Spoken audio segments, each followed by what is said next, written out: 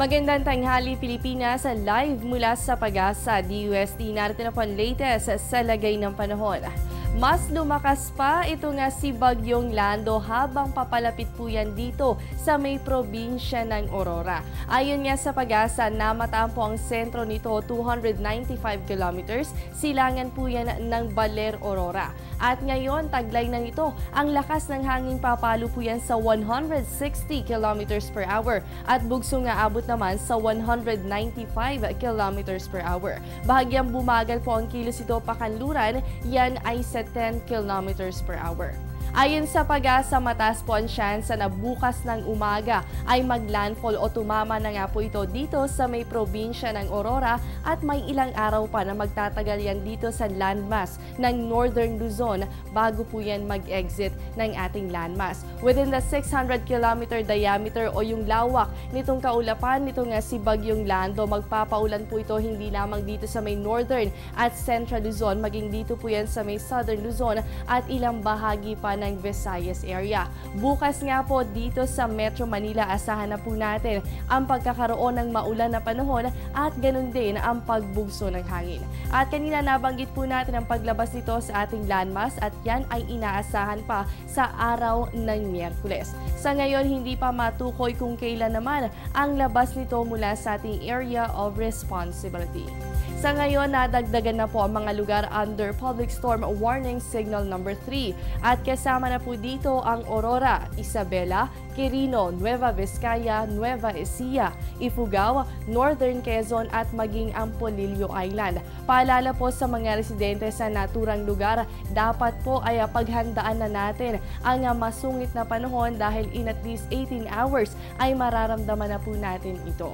Signal number 2 naman sa Cagayan, Calayan at Babuyan Group of Islands, Benguet, Mountain Province, Abra, Kalinga, Apayao, kasama ang Pangasinan, La Union, Ilocos Sur, Ilocos Norte at maging sa Bulacan at Pampanga. Signal number 2 rin po sa bahagi ng Tarlac, Rizal, rest of Quezon, ang Camarines Norte, maging sa Catanduanes area. Signal number 1 naman po ang nakataas sa Batanes, Zambales, Bataan, Cavite, Laguna, Batangas, Albay, maging sa Camarines Sur at dito sa Metro Manila. Huwag po kayong alas, magbabalik pa po kami matapos ang isang paalala. Kada taon, higit kumulang sa 20 bagyo ang pumapasok sa Philippine Area of Responsibility. 8 hanggang 9 dito, tumatama sa lupa at nagdudulot ng mga storm surge, pagbaha at landslide. Kaya dapat be safe bago bumagyo. Alamin ang emergency hotlines, ihanda ang survival kit, alamin ang public storm warning signal ng Pag-asa at makibalita sa lagay ng panahon. Ilagay sa selyadong lalagyan ang mahahalagang dokumento. Ipaayos sa mga sirang bahagi ng bahay. Siguraduhin may load at fully charge ang mga cellphone. Alamin kung saan ang evacuation area at lumikas kapag inabisuhan. Tandaan ang kaligtasan na paghahandaan.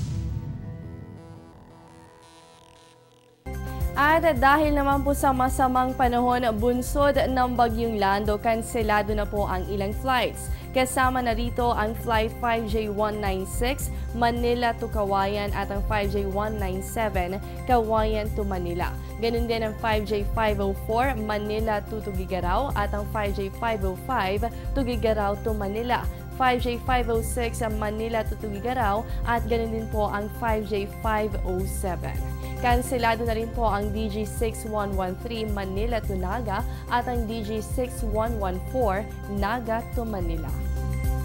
Yan muna ang latest mula sa Pag-asa DUST. Manatiling nakatutok sa Panahon TV kung saan walang pinipiling panahon ang pagbibigay impormasyon. Ako po inyong nakasama, ang inyong weather body Jessie Basco. Magandang tanghali sa inyong lahat.